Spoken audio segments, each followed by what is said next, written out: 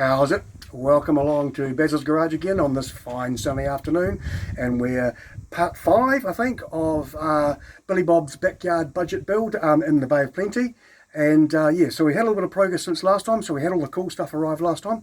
What I've done is, now I'm a bit of a fan of, so the engine here, this is a class 1 engine, and as you can see the 4 mounting holes around here. So what I like to do is I like to get a 10 by 1.25 tap, and I tap threads into there so that I can just run bolts into here, so I don't need nuts and bolts to hold this in. Just a personal preference. I've never had it break the engine parts off, and I just find it easier then to just bolt it up from underneath. So first thing you do is just run the tap through there. It's a 10 by 1.25, and then just run bolts up through there to hold it into the engine. So if we come over to the chassis over here, what I've done is I've bolted the engine into here. You can see I've got the 4 bolts holding it in, so the engine is now bolted into the chassis as it would be. Now you can see the steering is all finished in here. It's nice and low, plenty of room for the belt. It's not going to foul on anything, it's protected, it's simple, and it's going to work. So the next thing we need to do is we need to look at setting up the chassis so that we can work on it and know that everything's going to be right. Now this is probably the most crucial part of building your lawnmower. Because if you haven't got this chassis flat and square and everything lines up, you're going to throw belts, you're going to have issues with all sorts of things like that. So I'm very lucky, or however you want to put it. The belt on my other mower, I never lose any belts. They run for years, they don't throw belts, they don't have any issues, we run it all day. So you have to take the time to set this up as accurate as you can possibly get it. So once you've got the frame sitting here, you want to get yourself a spirit level, and you want to sit the spirit level on here, and you want to make sure that it's level. But not only level that way, you want to make sure that it's level that way as well. So basically what we have now is the chassis sitting completely flat, completely square, and completely level. Now, I'll grab my other little level here. So we can check this with the little level by just sitting on the top of here, and we can see that it sits nice and level that way, and then we're going to turn it 90 degrees, and it sits nice and level that way. So now we're pretty happy that that motor is flat, square and level, so we can then use that as a reference point. It's very important at this point to know which way this turns. Now you can see I put an arrow on this, so the engine, when it's up the other way, turns clockwise. So when you turn it upside down, this now turns anti-clockwise. Now the reason for that is that one side of the belt is pulled, which means that the tension's on one side, and you've got to put your tensioner or your clutch on the opposite side. So once you've sorted out which way it goes, you can come down to the back of here.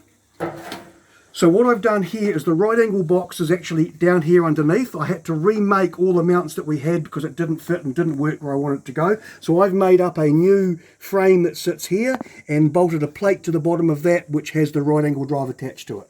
I've now got the pulley sitting directly on top of that. So I now know that this is the correct place for it. So what I've done now is exactly the same thing. I've got a couple of clamps holding this frame in here so it's sitting where I want it to sit. And then I've got my trusty little level, and I've set it up so that it's level on there and it's level on this way as well.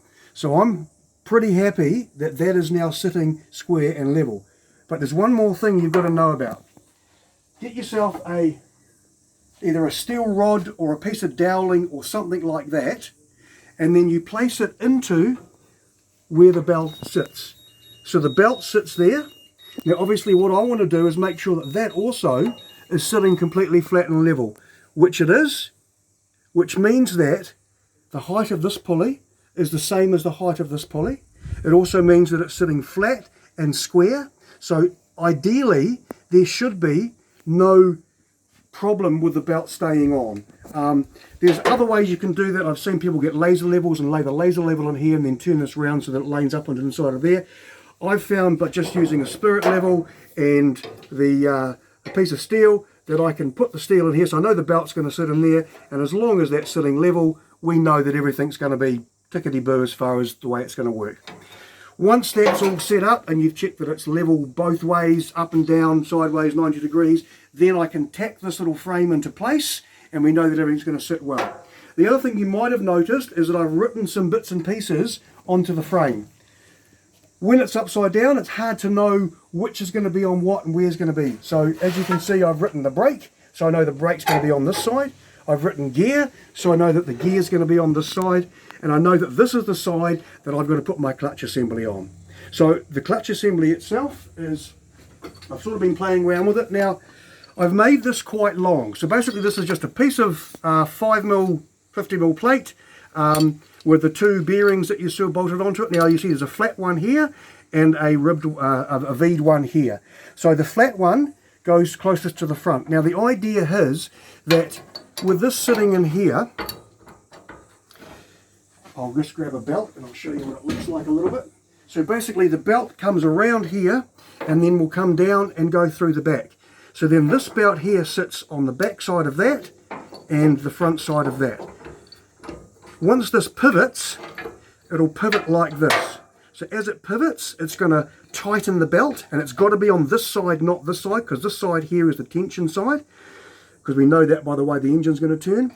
And so by having it a long distance apart, I've made this one longer than the last one I made, because that way you're not going to get such a twist in the belt. If it was really close together, you'd get a really big twist in the belt, and that wouldn't be good for the belt. So I've made it further apart so that hopefully we don't get such a big twist in the belt. So this here, I'm going to make up a, I'm going to bore this out to 10mm, and I'm going to put a 10mm bolt and a plate in here, and that's going to hold the whole assembly in here. I'm also going to drill a hole in there to put a grease nipple in it so we can grease it up. I'm not going to bother with bearings. I have done on other mowers, but this one I'm not going to bother. Just drill it out, put a hole in it for a grease nipple, bolt it on there, and then we can make sure that this lines up with all these other pieces, and then it runs as true as possible. We will end up putting some guides on this side just to help to keep the belt when the clutch is depressed, so that we don't end up with it falling off and causing any issues. So yeah, so we're just working on this driveline system here, and as I say, I can't reinforce it enough. It's so important to get this set up as square, so take your time. It's taken me an hour or so to get this all set up and get it sitting nicely. I'm kind of happy with it now. I will recheck it before I weld it, because obviously things can move. And then that's going to be on to the next stage. So the next stage is going to be making the bracket off here, and then working out where the clutch pedal is going to go and the linkage to the clutch pedal. And then we've done that, we can look at putting the spline on the end of here. So the other thing, of course, is we've got this extended spline. So we want to make sure that when we slide it onto the right angle drive, we want to make sure that it is actually on a right angle to the rest of the mower, because obviously if this is not at a right angle, so I get a square and I put the square on here and I eye it down there, and I can see that that is perfectly aligned to what I need it to be. So we know that it's going to be square this way and square this way, so we can make sure that the pulley or the cog here, once it goes through the tensioner, is all going to be in line, so we're not going to throw chains as well. So spend the time doing this and it pays dividends in the end. So yeah, I think that's about it for today at Baz's Garage. Just a quick little update to let you know this crucial part here, and hopefully by the end of next week we'll have it all sorted, and then we can move on to the next stage. So yeah, good fun, and see you next time, Baz's Garage.